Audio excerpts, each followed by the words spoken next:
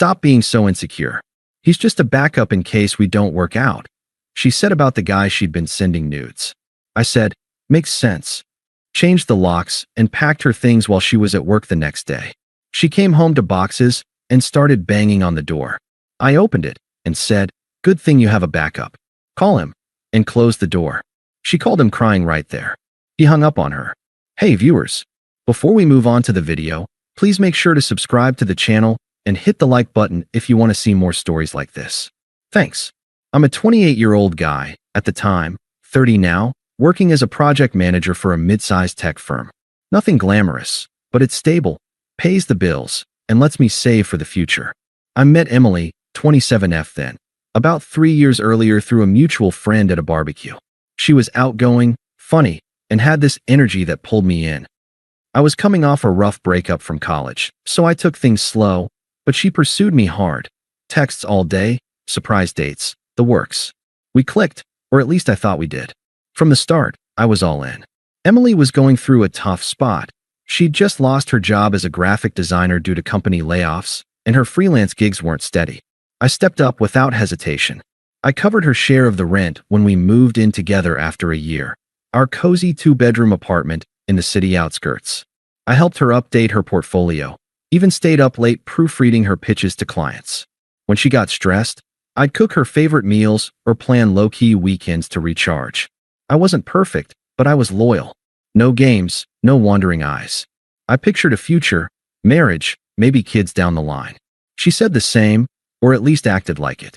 But looking back, there were red flags I brushed off as my own insecurity, like she always accused me of. She'd spend hours on her phone, giggling at messages, but if I asked who it was, she'd snap, just a friend from work. Why are you always so paranoid? Or she'd post vague stories on social media about needing excitement and tag them with emojis that felt off. I chalked it up to her creative side. Artists need inspiration, right? I didn't snoop. I trusted her. Big mistake. Things escalated about 6 months before the end. Emily landed a new job at a design agency, which was great at first. She started going out more with coworkers, coming home late smelling like bars. Our sex life tanked. She'd claim exhaustion or headaches. When I tried to talk, she'd turn it around. You're smothering me. I need space to grow. I'd back off, apologize even, and try harder. Flowers, date nights. Flashback to one night. I'd worked overtime to afford a surprise weekend getaway for her birthday. She opened the tickets, smiled briefly, then said, "That's sweet, but I have plans with the team that weekend." Rain check. I swallowed the hurt, nodded, and rescheduled my own plans. That's who I was, committed, even when it felt one-sided. The cracks really showed when I started noticing her phone blowing up from a guy named Jake. I'd see his name pop up when she left it charging. "Who's Jake?" I asked casually once over dinner. She rolled her eyes. "A friend from the agency. He's helping with a project." God, stop being so jealous. I let it go, but the doubt gnawed at me. I wasn't the type to demand passwords or check her stuff. That felt controlling. Instead, I focused on us, suggesting couples therapy or more quality time. She laughed it off. "We're fine. You're overthinking." Then came the night everything shattered. It was a Friday. I'd gotten home early from work, planning to surprise her with takeout from her favorite Thai place. She was in the shower, her phone on the counter buzzing nonstop.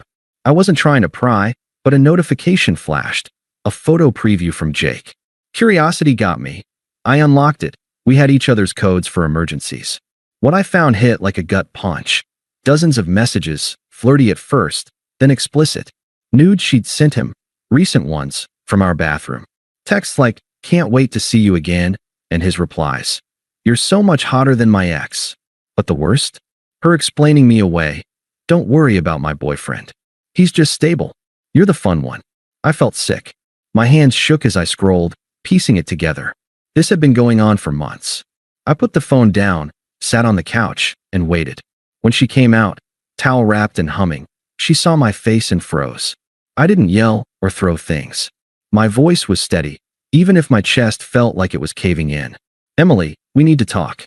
She sighed dramatically, like I was interrupting her evening. "What now?" "If this is about work again, it's about Jake," I said, keeping my tone flat. I saw the messages, the nudes, everything. Her eyes widened for a split second, then she recovered with a scoff. She crossed her arms, leaning against the doorframe. You went through my phone? That's a violation of trust, you know.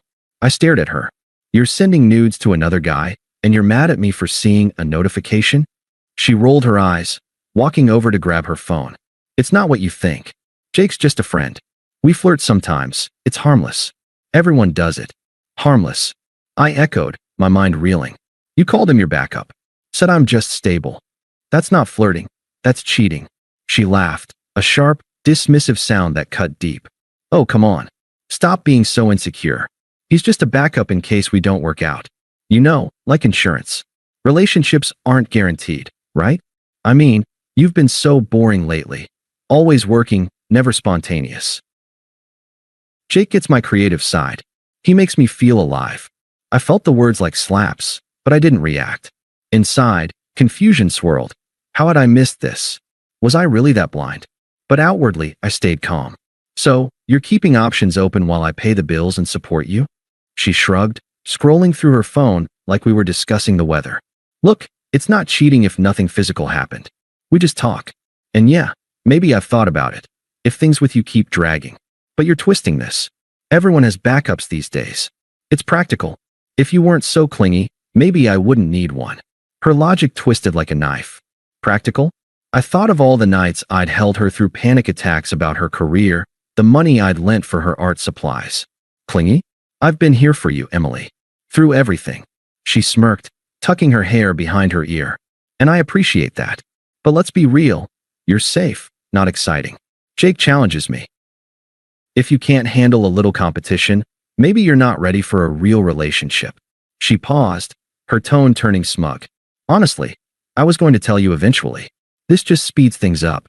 Maybe we should take a break so I can figure things out. A break. Right. Her way of keeping me on the hook while she explored. I nodded slowly, processing. Makes sense. She blinked, caught off guard. Wait, that's it. No fighting for me. No begging. I stood up, grabbing the takeout bag I'd forgotten on the table. No. If that's how you see me, a backup to your backup, then yeah, makes sense. She narrowed her eyes, a hint of uncertainty creeping in. Fine. Whatever. I'll crash at a friend's tonight. We can talk tomorrow when you've cooled off. She grabbed some clothes and stormed out, slamming the door. I sat there for a minute, the silence deafening. Then I got to work. I called a locksmith, emergency service, paid extra for same day.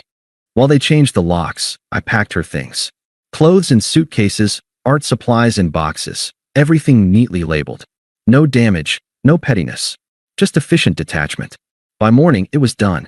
I texted her. Your stuff is outside. Keys won't work. Good luck. She didn't reply right away, probably assuming I'd cave. But when she showed up that evening after work, banging on the door like a maniac, reality hit. Let me in. This is my apartment too, she shouted through the door, her voice muffled but furious. I opened it just a crack, the chain still on. Her face was red, hair disheveled from the day. Boxes sat neatly on the welcome mat. What the hell? You can't just lock me out. I kept my voice even. You wanted a break. Options. This seemed practical. She pounded the door again. This is crazy. We need to talk. I didn't mean it like that. Jake's nothing serious.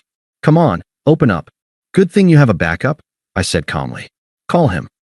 Her eyes flashed with anger, then desperation. You're being ridiculous. Fine, if that's how you want it. She pulled out her phone, dialing right there in the hallway. I heard it ring. Then Jake's voice on speaker, gruff, annoyed. Emily? What now? She sniffled, tears starting. Jake, he kicked me out. Can I come over? I need a place, he cut her off. Whoa, slow down. Kicked you out. That's your drama. I'm not getting involved. Besides, my girlfriend's here. Don't call again. Click. He hung up. She stared at the phone, then at me, her face crumbling. Please, let me in. I have nowhere else. I shook my head. You made your choices. Then I closed the door, locked it, and walked away as the banging resumed. That night, after the door closed on Emily's pleas and the hallway fell quiet, I didn't celebrate or rage. I just sat there. The apartment felt echoey without her stuff cluttering the place. Her sketchbooks gone from the coffee table, her clothes no longer spilling out of the closet. I'd always been the one to tidy up after her creative bursts, But now it was just empty space. I poured myself a glass of water, sank onto the couch, and let the weight of it all settle in. Confusion hit first. How had I ended up here? Flashback to our first anniversary. I'd saved for months to take her to that cabin upstate, where we hiked and talked about dreams. She wanted to start her own design studio. I promised to help with the business side. I did, set up her website, even loaned her startup cash from my savings. In return, she'd been lining up Jake as insurance. It felt so unfair, like I'd been playing a game where the rules were rigged against me. Was I really boring? Stable, sure. I'd grown up watching my parents scrape by, so yeah, I valued security. But exciting? I'd surprised her with concert tickets, spontaneous road trips. Apparently, that wasn't enough next to whatever Jake offered. The next few days blurred into a haze. I called in sick to work, something I never did. Mornings, I'd wake up staring at the ceiling, replaying her words. Everyone has backups. Did they? My friends didn't. My buddy Mark had been with his wife for a decade, no options in sight. I questioned everything. Was I too trusting? Too accommodating? The silence amplified it all. No text from her at first, which stung in its own way. Like I was that easy to discard. I blocked her number temporarily, not out of spite, but to breathe. Unfollowed her on social media too. Didn't need to see her posts about new beginnings or whatever spin she'd put on it. But the unfairness gnawed deepest. I'd sacrificed for us. Turned down a promotion that required travel because she hated being alone. Worked extra hours to cover her freelance dry spells. And for what? To be called clingy while she sent nudes to some agency sleaze? I allowed myself the vulnerability there, alone, no one to perform for. Tears came once, brief and hot, but I wiped them away. This wasn't about wallowing, it was processing. I started small steps. Hit the gym for the first time in months, cleared out the fridge of her weird health foods. Reconnected with old friends I'd neglected. Mark came over with beers one night. "Dude, you dodged a bullet," he said. I nodded, but inside, it still felt like a gut shot. Weeks turned into a month. The confusion faded into clarity. I wasn't the problem. Her manipulation was. Gaslighting me about insecurity while building an exit strategy? That was on her. I threw myself into work, landing a side project that boosted my confidence. Started dating casually, nothing serious, just reminders that options existed for me too. But I didn't rush. The silence became my ally, not my enemy. I realized I deserved someone who saw me as the main plan, not a safety net. By 2 months in, the pain was a dull ache, not a sharp stab. I'd evolved, from the guy who'd apologize for her moods to someone who knew his worth. No contact from her end, which I assumed meant she'd moved on with Jake. Fine by me. I was building a life where she didn't fit anymore. Then the attempt started. Subtle at first. A mutual friend mentioned her rough patch. I changed the subject. But soon, it escalated. It began with a text from an unknown number. Hers, probably a burner or borrowed phone since I'd blocked the original. "Hey, it's Emily. Can we talk? I miss our talks." I read it, felt nothing but mild annoyance, and deleted it. No response. That opened the floodgates. A week later, my phone rang from her best friend, Sarah, someone I'd always found pushy, the type to dominate conversations with her own drama. I answered, thinking it might be about shared stuff I'd forgotten. "Listen," Sarah started without hello, her voice dripping with fake concern. "Emily's a mess. You need to talk to her. What you did was harsh, locking her out like that. She's crashing on my couch, crying every night." I kept my tone neutral. "She made her choices, Sarah. This isn't my problem." She huffed. "Come on, be a man about it. Everyone makes mistakes. She didn't even sleep with Jake. It was just talk. You're overreacting." "Mistakes?" I echoed. She called him her backup while sending nudes. "That's not a mistake. That's a plan." Sarah paused, then turned nasty. "Wow, bitter much? She said you'd be like this, petty and unforgiving." "Fine, rot alone then." Click. I shook my head, unfazed. Her toxicity matched Emily's circle perfectly. Next came Emily's mom. I'd met her a few times. Always critical, blaming me for Emily's stress. She left a voicemail. "This is ridiculous. My daughter's heartbroken, and you're playing games? Call her back." Family sticks together, even if you're not blood. I deleted it. Unpleasant didn't cover it. Demanding, entitled, like I owed them reconciliation. Emily ramped up.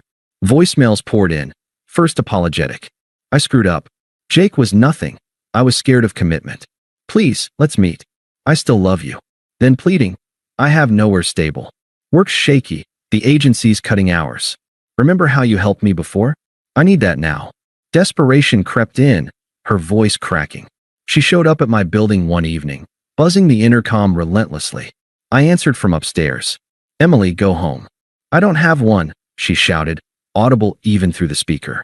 Let me up. We can fix this. I was stupid. Jake ghosted me after that call. Turns out he had a girlfriend the whole time.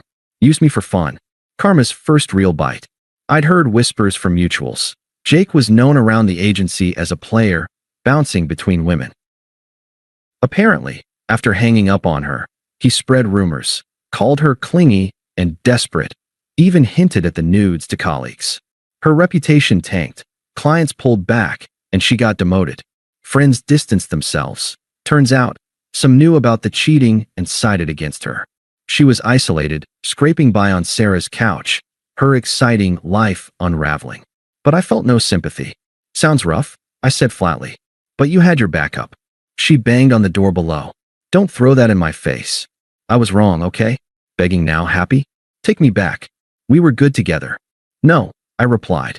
We're done. The attempts turned angry after that. Texts flooded. You're heartless. How can you ignore me? I gave you 3 years. Then accusations. Bet you're seeing someone else already. Hypocrite. Her true colors shone. Manipulative. Lashing out when sweetness failed. She enlisted her brother next, a guy I'd barely spoken to, who emailed. Man up and forgive her. She's family. You're making this harder than it needs to be. Rude. Presumptuous. Like I was the villain. By now, the broader karma had hit. Mutual friends filled me in. Jake's girlfriend found out, confronted Emily publicly at a work event, screaming match that got her blacklisted from industry mixers. She lost her job entirely, resorting to odd gigs. Broke, alone, irrelevant in the circles she'd chased. It was ironic. Her practical plan left her with nothing. I stayed detached through it all. No responses after that intercom chat. Her hypocrisy was clear, accusing me of insecurity while begging desperately. The power had flipped. She was the one unraveling. A few months after the angry texts tapered off, she'd gone radio silent, probably assuming I'd crack eventually. Life had fully shifted for me. I'd gotten a promotion at work, leading a team on bigger projects, and started volunteering at a local makerspace, turning my organizational skills into something creative. Dating? Yeah, I'd met someone new, Lisa, through a hiking group. Nothing flashy, but genuine. No backups, no games. She appreciated the stable me, and it felt effortless. Emily? She was a distant memory, like an old chapter I'd outgrown. I didn't think about her well-being or wish her ill. She was just irrelevant. Then came the mutual friend's birthday party. Our old circle, Mark and a few others, had invited me to a casual gathering at a rooftop bar downtown. I almost skipped it, knowing Emily might show, but why hide? I'd moved on. Lisa came with me, and we were laughing over drinks when I spotted her across the room. Emily looked rough, hair unkempt, clothes baggy like she'd lost weight, eyes scanning desperately. She beelined for me when our gazes met, ignoring the crowd. Hey, she said, voice shaky but trying for casual. She glanced at Lisa, then back to me. Can we talk? Privately. I set my drink down, calm as ever. Lisa squeezed my hand, supportive, not territorial, and stepped aside politely. Sure, I said, but make it quick. We moved to a quieter corner. Emily fidgeted, twisting her hands. I didn't expect to see you here. You look good. Happy. I nodded. No thanks, no elaboration. Look, I've been thinking, she rushed on, words tumbling. I messed up bad. Jake was a disaster. He cheated on his girlfriend with me, then ditched me when she found out. Work fired me over the drama. No one's hiring me now. I'm staying with my mom, scraping by on temp jobs. It's hell. But we had something real. I see that now. Please, give me another chance. I'll change. No more stupidity. I need you. Her eyes welled up, desperation peaking. It was a far cry from the smug girl who'd laughed off my pain. I met her gaze evenly, feeling nothing but detachment. You said I was insecure for worrying about Jake. Called him your backup because I was too boring, too safe. Practical, right? She winced. I was wrong. Immature. But we've grown. No. I cut in, firm but unemotional. You've got it backward. I grew. This life, the promotion, the friends, the peace, it's mine now. Without the manipulation or the games. You're the one chasing backup still, but I'm not one anymore. Her face twisted, tears to anger in seconds. So that's it. You're done? After everything, you just throw me away like trash. I shrugged. You threw us away first. And honestly, I don't think about you at all these days. You're irrelevant to my happiness. She stared, mouth agape, as the hypocrisy hung there. The power reversal was complete. She desperate, me thriving. Lisa waved from across the room. I turned away. Take care, I said over my shoulder, walking back without a glance. Emily slunk off soon after, the party buzzing with whispers about her downfall. Mark later told me she'd cornered him earlier, begging for my number again. No dice. That was the last I heard from Emily. Mutuals say she's still struggling, bouncing between jobs. Her social circle shrunk to just Sarah and family, who apparently enable her excuses. Jake? Last I heard, he got canned from the agency for harassment complaints. Karma all around, I guess. But I don't dwell on it. Life's too good now. Lisa and I are planning a trip, work's fulfilling, and I've got hobbies that light me up. The betrayal stung, but it forced me to level up. If anything, I'm grateful for the clarity. It showed me what I won't settle for. AITA for handling it this way. Locking her out. Ignoring the pleas. Delivering that final shutdown. Some might say cold, but after the manipulation and disrespect, I think dignity won out. Thanks for watching. Make sure to subscribe to the channel and hit the like button. What do you think about this story? Share it in the comments.